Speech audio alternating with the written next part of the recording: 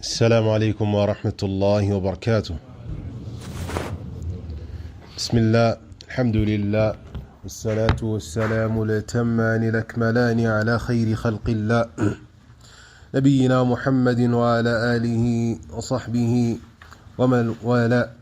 عباد الله، ishimwe ikuzo bikwiriye Allah subhanahu wa ta'ala, amahoro n'imigisha ibisakari kubasozereje n'abahanuzi nabiyina Muhammadin sallallahu alayhi wa sallama, nabiwe n'abasangira nyendobe n'abamukurikiye n'abazakomeza kumukurikira kuzageza ku munsi w'imperuka. Dusaba Allah subhanahu wa ta'ala ko twese yadushyira muri abo ngabo, Allahumma amin. Ibadallah, bagaragu Allah subhanahu wa ta'ala, dukomeje kurebera hamwe amasomo ibigendanye na ahadithu siyam, hadithi zigisha ku bigendanye n'igisibo mu gitabo Umdatul Ahkam cya Sheikh Abdul Ghani Al-Maqdisi rahimahullahu ta'ala. Allah subhanahu wa ta'ala mujiril muwe. Qala rahimahullahu ta'ala, turahira kuri hadithi ya Abdullah ibn Umar. Qala عن عبد الله بن عمر رضي الله عنهما أن رجالا من أصحاب النبي صلى الله عليه وسلم. حديث يترسك عبد الله بن عمر إيمان ميشي مروينسي يفوزكو بمغي مبسانجرين يندوين إيمان محمد صلى الله عليه وسلم أروا ليلة القدر في المنام في السبع الأواخر. بيرتكي منزوزي igihe laylatul qadri, igihe ijoro ry'igeno ribera, babona riba fi sab'il awakhiri, mu minsi irindwi ya nyuma y'ukwezi kwa Ramadan. Faqala Rasulullah sallallahu alayhi wa sallam, mazinu ng'imana Muhammad sallallahu alayhi wa sallam irafugiti, ara ru'yakum qad tawata'at fi sab'il awakhiri, tinabonye inzozi zanyu zahuriye kukuba laylatul qadri, ijoro ry'igeno riri mu minsi irindwi ya nyuma. Faman kana minkum mutaharriha, bityo uzashaka kuzabona iri joro ry'igeno rya laylatul qadri, falyataharriha fi sab'il awakhir, azarishake mu minsi irindwi ya nyuma y'ukwezi kwa Ramadan. قال رحمه الله تعالى، ومالسي الله سبحانه وتعالى مجري مركمزة أتبقى حديث يا عائشة كفقت وعن عائشة رضي الله عنها، حديث يتسكى عائشة إيمانا إمني شمري أن رسول الله صلى الله عليه وسلم قال، يفزك إيمان محمد صلى الله عليه وسلم يفزتي تحروا ليلة القدر في الوتر من العشر الأواخر، نمو مزاشاكي muzashakishe laylatul qadri, ijoro ry'igeno mu minsi y'ibiharwe mu majoro 10 ya nyuma y'ukwezi kwa Ramadan. هذا حديث عائشة. وحديث الأخير حديث يا nyuma turigwikiranyeho حديث أبي سعيد الخدري، حديث يا أبي سعيد الخدري رضي الله عنه، تبقي لكن إيمان محمد صلى الله عليه وسلم كان يعتكف في العشر الأواسط. إيمانا يجاق إكورا اعتكاف ومن ستشميو هقتي في من رمضان، يوم كويزك ورمضان. فاعتكف عاما حتى إذا كانت ليلة 21. هنما إذا كورا اعتكاف إذا كورا اعتكاف ممناكم kugeza ubwo byari bigeze ku ijoro rya 21. وهي الليلة التي يخرج من صبيحتها من اعتكافه، ikabari ijoro y'Imana yajaga isohoka muri i'tikafu, ijoro rya 21 mu gitondo cyaryo niryo joro yasohokaga muri i'tikafu. No kuvuga ngo hadithi iratubwira ko y'Imana yajaga ikora i'tikafu mu minsi 10 yo hagati, hanyuma byagera ku ijoro rya 21 mu gitondo cyaryo ikaba ari bwisohoka muri itikafu yayo. Qala man i'takafa ma'i, hanyuma bigeze muri icyo gitondo iravuga iti man i'takafa ma'i falyatakif fil 10 al-awakhir, uzashaka gukora itikafu nanjye azayikore mu minsi 10 ya nyuma.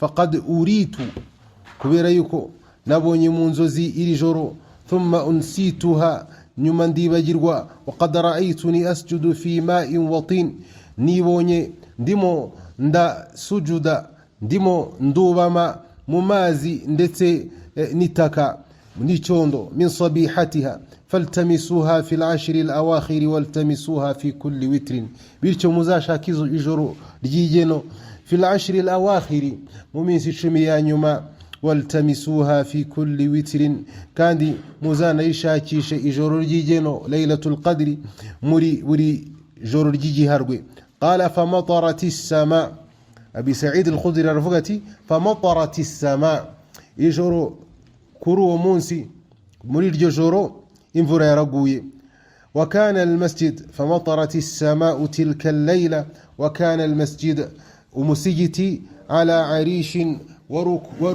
وروريمو ibibabi by'itende warusakajwe n'ibibabi by'itende فوقف المسجد فأبصرت عيناي رسول الله صلى الله عليه وسلم وعلى جبهته أثر الماء والطين من صبح 21 maze mbona intumwa y'Imana Muhammad sallallahu alayhi wa sallam mu gahanga kayo mbona igitaka n'amazi byivanze mu gahanga k'intumwa y'Imana Muhammad sallallahu alayhi wa sallam aho yari kuri sijda mu musikiti kubera ko umusikiti n'umwa y'Imana Muhammad sallallahu alayhi wa sallam nta matapi yararimo nta matapi yabagamo kandi urusakajwe ibibabi by'itende imvura yagwaga waranyagirwaga no hasi hagatoha ku buryo abantu bashyira gahanga hasi bashobora kugira itaka. Qala alhadith ahadithu thalatha izi hadithi zose uko eshatu ziri kuvuga kubigendanye na zimwe mu nyigisho zibigendanye n'insomo waqad dalla alquran zikaba zigaruka zose kubigendanye n'ijoro ry'ubugabe qad dalla alquran ala anna laylatul qadri Qur'ani ntagatifu bagaragu Allah subhanahu wa ta'ala itugaragariza yuko ijoro ry'igeno ari ukuri wa annaha waqi'ah kandi riba وقد نزل فيها القرآن الكريم كما قال تعالى جل في علا كان الله سبحانه وتعالى من القرآن أنا شمان إرجرو رجيجين رجال ليلة القدر فقال جل في علا الله سبحانه وتعالى في آية القدر الفقتي إنا أنزلناه في ليلة القدر وبذكر القرآن تقيما يجرو رجيجين رجال ليلة القدر دو تجرج كزاونا ومنسي يتشومي يانيما وما أدراك ما ليلة القدر إسي وابقيروا Allah subhanahu wa ta'ala bwira intumwa y'Imana ati ese wabuzi byiza biri muri iryo joro ry'igeno laylatul qadri khayrun min alf shahrin iri joro ry'igeno ni ryiza kuruta amezi igihumbi tanazzalu almalaikatu warruhu fiha biidni rabbihim min kulli amrin ti aba malaika ba Allah subhanahu wa ta'ala ndetse na Jibril abarimo bamanuka kubwi tegeko rya Allah subhanahu wa ta'ala nyagasani wao min kulli amrin bakamanura amategeko cyangwa se bakamanura igeno ry'ibizaba mu mwaka wose salamun hiya hatta matla'il fajr iryo joro ibari joro ry'imigisha kugeza umuseke utambise هذه الليلة العظيمة يجور بقرقوا الله سبحانه وتعالى لهامباي أنزل الله فيها القرآن الله لمن يوم قرآن في شهر عظيم أي من رمكويزي قهامباي أريكو كويزي كوا رمضان كما قال تعالى مكو الله بشمان جلجلتي شهر رمضان الذي أنزل فيه القرآن وكويزي كوا رمضان أريكو كويزي نيكو كويزي كوا ما نسمو رمضان نيكو كويزي كوا ما نسمو قرآن شهر رمضان وكويزي كوا رمضان نيكو كويزي كوا ما نسمو قرآن دل على أنها في رمضان bikatugaragariza yuko iyi aya ikatugaragariza yuko iyi Qur'an yamanutse muri Ramadan ikamanuka ikusanyije ibyiza bitandukanye kikaba ari igitabo bagaragu ba Allah subhanahu wa ta'ala a'zamu kitab nicyo gitabo gikomeye cyiza kuruta ibindi bitabo byose wa unzila ala ashrafi nabiyyin ndetse sinibyo gusa iki gitabo bagaragu ba Allah subhanahu wa ta'ala cyamanukiye intumwa nziza kuruta izindi ariyo Muhammad sallallahu alayhi wa sallam wa unzila fi afdali laylatin sinibyo gusa iyi Qur'ani bagaragu wa Allah subhanahu wa ta'ala yamanuwe mu ijoro ryiza kuruta andi majoro yose y'umwaka, ari ryo joro ry'ukwezi, ari ryo joro ry'igeno, wa fi afdali shahrin, ndetse sinibyo gusa ahubwo imanuka no mu kwezi kwiza kuruta andi mezi yose, ariko kwezi kwa Ramadan. Wa fi afdali makan, nanone sibyo gusa ahubwo iyi Qur'ani yamanukiye n'ahantu heza kuruta handi hantu hose habaho kwisi, cyangwa se handi hantu hose habaho kwisi. Wa huwa Makkatul Mukarrama, hakaba ari imaka ahari ingoro ntagatifu ya Allah subhanahu wa ta'ala. Washtama'at lahu anwa'u sharaf, iyi Qur'ani ikusanyije ibyiza byose, almakani, haba hantu, wazamani, ndetse n'igihe, wa kaunuhu ala ashrafil anbiya, nuwo yamanukiyeho ariwe intumwa y'Imana Muhammad sallallahu alaihi wasallam, n'umuhererezi mu ntumwa za Allah subhanahu wa ta'ala. Wa bayyana subhanahu fi ayatin ukhra annahu mubarak, nanone Allah subhanahu wa ta'ala mu zindi aya agaragaza yuko iri joro ari ijoro ry'imigisha, aho Allah subhanahu wa ta'ala agira ati hamim wal kitabul mubin, iki gitabo ni igitabo kirimo amategeko asobanutse, kirimo umuyoboro usobanutse. Inna anzalnahu ilayka mubarak, twa kikumanuriye kuri wowe ari imigisha. Inna kunna munzirin, ndetse twarimo tuburira abantu. Fiha yufraqu kullu amrin hakim, ndetse muri iri joro ry'ubugabe ari ryo joro rya Laylatul Qadr, wa hiya Laylatul Qadr, fiha yufraqu kullu amrin hakim wa huwa ma yakunu fi sanati. Iri joro ni naryo abamarayika bazanamo igeno ry'ibigendanye n'ibizaba mu mwaka wose, tafsilan, mu buryo burambuye. وهذا من آيات الله وحكمته، بكلام من يسبح الله سبحانه وتعالى نمو بجنجبه. كما أن كل جنين يكتب، هو كبيس بغرغو الله سبحانه وتعالى كبر روحين جرغو سرير مندانينا غوانديكيروا ibizarubaho byose, min hawadithin fil mustaqbal, mu bizaba, a'maluhu, ibikorwa byarwo, wa aqwaluhu, imvugo ruzavuga, wa shaqawatuhu wa sa'adatuhu, ndetse no kuba ruzaba mu bazishima bazabona ijuru, cyangwa se ruzaba mu batazishima bazabona umuriro wa jahannam. Wa huwa yu'tabaru aidan min tafsiri al-qadar as-sabiq. وفي حديث ابن عمر، نمر حديث تقاوني يا ابن عمر رضي الله عنه، أن الصحابة تواطأت، يفوقكو أبا سنجل يندوين غيمانا إنزو سيزاو زاهوري كوكوا إيري جور رجو غابي ريوا ممينسي إيري نغيان يما نغيمانا محمد صلى الله عليه وسلم ينايكا فقيتي أزاري شاكا ممينسي نغيان يما، يعني في آخر السبع، وقد تقع في الأولى. Abamenyi bagaragaza yuko iri joro rishobora no kuba mu minsi ya mbere atari irindwi ya nyuma, ahubwo mu minsi 10 ya nyuma. Rishobora kuba mu ijoro rya 21 cyangwa se rya 22 cyangwa se rya 23. Lakin fi as-sab'i al-awakhir aqrab min ghayriha, ariko mu ijoro, mu majoro arindwi ya nyuma niho haba hari amahirwe, cyangwa se abamenyi bahurije uko rishobora kuza kuruta ahandi. Wa fi hadithi Aisha, ariko muri hadithi Aisha na Abi Sa'id radiyallahu anhuma, Allah subhanahu wa ta'ala bishimira bose, bavuga yuko annaha taqa'u fi al-ashr al-akhira, ko iri joro riboneka mu minsi 10 ya nyuma. Walakinaha fi al-awtar, ariko rikaba riboneka mu majoro y'ibiharwe, ari ryo 21 na 23 na 25 na 27. وهذه الأوتار آكد من غيرها، aya majoro y'ibiharwe niyo afite amahirwe yo kuri joro rishobora kuza kuruta yandi. وقد تقوا في غير الأوتار، ariko rishobora no kuboneka mu majoro atari ibiharwe nkuko biboneka muri zimwe muri hadith. Yo mpamvu bamenyi bagaragaza yuko ari byiza ko umuntu akora ibihagararo mu majoro yose, umuntu akora ibihagararo mu majoro yose. وقد ذهب جمهور الأمة إلى أنها مختصة بالعشر، ariko by'umwihariko abamenyi muri rusange benshi babona yuko Laylatul Qadri iboneka by'umwihariko mu majoro 10. وقد صحت بذلك الأحاديث لسنا حديث زيمامو زيزازيشي مانجرا كو iri joro ry'igeno riboneka mu minsi 10 ya nyuma mu majoro 10 ya nyuma. وشذ بعض أهل العلم وقال أنها في السنة كلها. uretse ko hari n'izindi mvugo zawe mu bamenyi ariko zitari impamo zivuga yuko iri joro ry'ubugabe riboneka mu mwaka wose, ariko sahih impamo nuko iri joro ry'igeno riboneka mu minsi 10 ya nyuma mu majoro 10 ya nyuma. Nkuko nanone iby'impamo kuruta ibindi ari uko riboneka mu minsi y'ibiharwe nkuko twabivuze.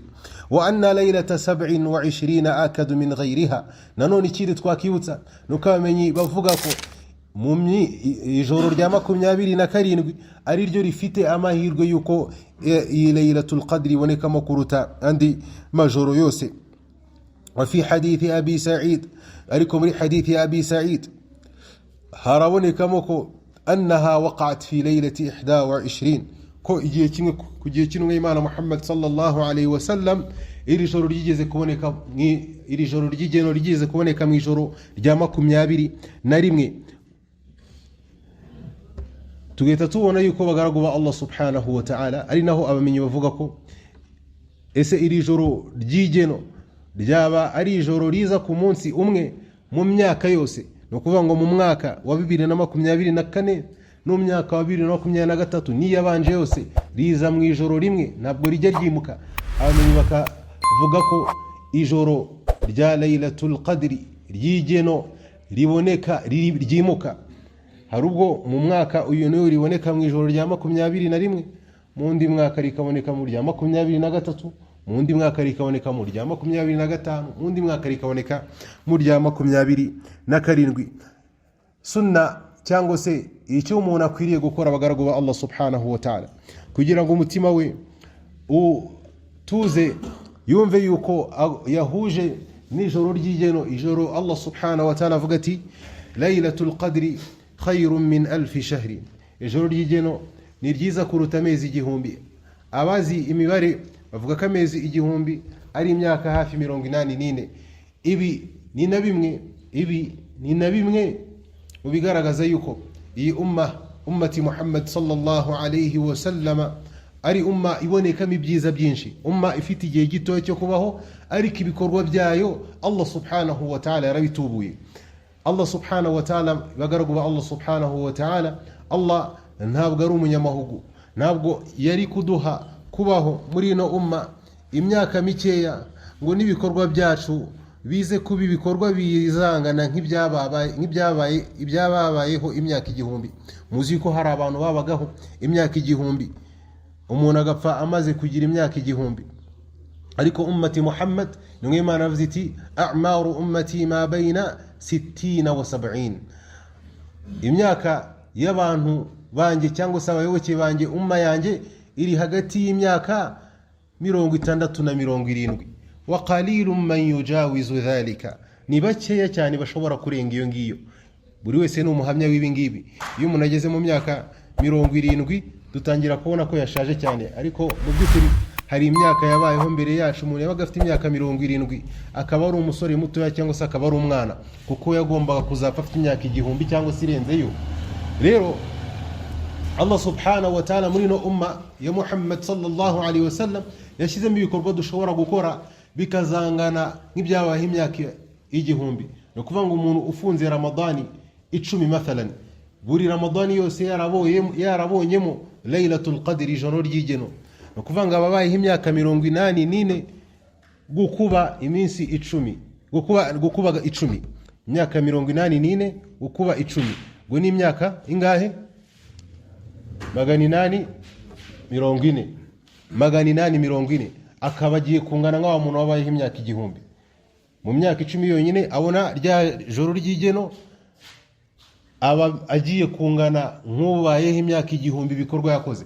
Rero Allah subhanahu wa ta'ala ntabwo ahuguza abagaragu ba Allah subhanahu wa ta'ala. Niyo mpamvu aya mahirwe ntabwo umuyisilamu akwiriye kuyitesha abaza ngo ese ijoro ry'igeno riboneka muri hejoro. La, ntabwo umuntu yarakwiriye kubyibazaho, ahubwo yarakwiriye guhera ku joro rya mbere asari ataryama kugeza ku joro rya nyuma rya Ramadani rirangira, ku buryo ayicara avuga ati alhamdulillah, niba ijoro ry'igeno ryamanutse nanjye ryangezeho, ibyiza nakozemo byanganye nk'uwakoze ibyiza mu myaka igihumbi. Kandi Allah subhanahu wa ta'ala, bagaragu Allah subhanahu wa ta'ala yaratworohereje cyane. Aya majoro 10 kabone nubwo wayamara uryama amasaha 2 ntacyo bishobora kugutwara, ntabwo ushobora gupfa kubera ko waryamye amasaha 2 ku munsi cyangwa waryamye amasaha 3, kubera ko ni inshuro, ni iminsi 10 mu mwaka, bagaragu Allah subhanahu wa ta'ala. Umwaka ufite iminsi 366 ukaba waryamamo wakihangana ukigomwa ibitosi, ariko nawe ukabona ibyiza bingana nk'umuntu ashobora kuba yakora mu myaka 84. Idhan ibadallah, wala'alla fi hadhihi kifaya, muri ibi twibukiranyijeho harimo birahagije. Tuzakomeza insha Allah ku munsi w'ejo turebera hamwe ibigendanye n'umuryango wigisha al-i'tikafu. Waba afite ikibazo kuri bino bikiya twibukiranye